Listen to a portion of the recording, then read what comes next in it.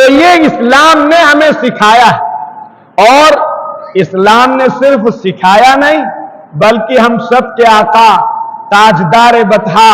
احمد مجتبی محمد الرسول اللہ صلی اللہ علیہ وسلم نے کر کے دکھایا ہے۔ آپ نے یہ نہیں فرمایا کہ جو مارکیٹ میں سب سے اچھا سلوک رکھتا ہو، سب سے اچھے اخلاق والا ہو، جی جناب کے ساتھ الیگ سلیگ کے ساتھ رہتا ہو، وہ سب سے اچھا، یہ نہیں فرمایا۔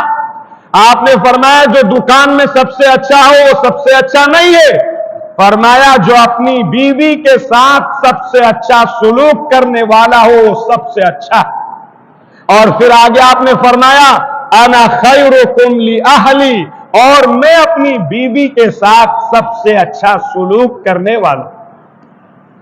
ایک حدیث میں آپ صلی اللہ علیہ وسلم کے تعلق سے یہ بات نقل کی گئی ہے کہ آپ کے یہاں ایک خاتون تھی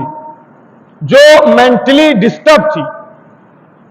پاگل جس کو ہم کہتے ہیں، دیوانہ جسے کہتے ہیں، پاگل خاتون۔ کون آدمی ہے جو پاگل خاتون کے کام کاج کرے اور اس کی چیزوں کو پورا کرے؟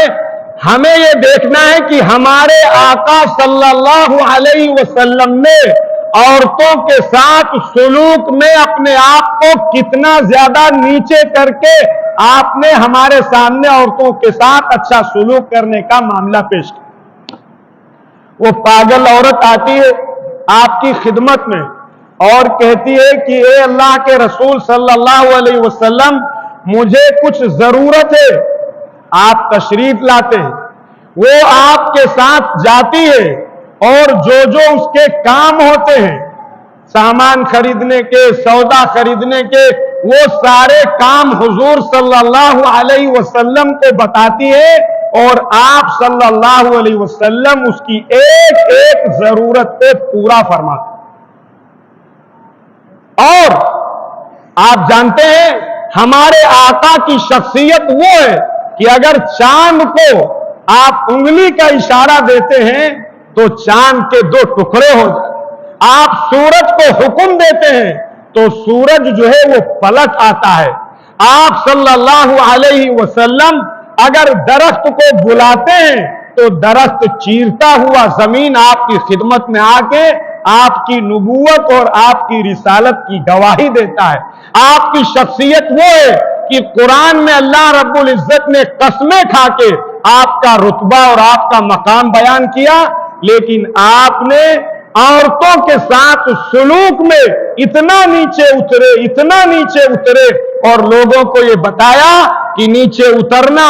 تواضع اختیار کرنا، انکساری اختیار کرنا، لوگوں کے کام آنا، عورتوں کے کام آنا، اور ان کی جو بھی ضرورت ہو۔ ہمارے معاشرے میں کیا بیوائیں نہیں رہتی ہیں؟ ہمارے معاشرے میں کیا یتیم بچیاں نہیں رہتی ہیں؟ ہم اگر آپ سے پوچھیں کہ آپ کی کمائی کا کتنا پرسنٹیج ہے جو ان بیواؤں اور ان یتیم بچیوں کے لیے خاص ہے، تو ہم سمجھتے ہیں کہ اتنے بڑے مجمع میں سے ہو سکتا ہے 1-2 آواز آ جائے کہ صاحب میں نے اپنی انکم کا 2%، 1%، ½ فیصد اس کام کے لیے وقف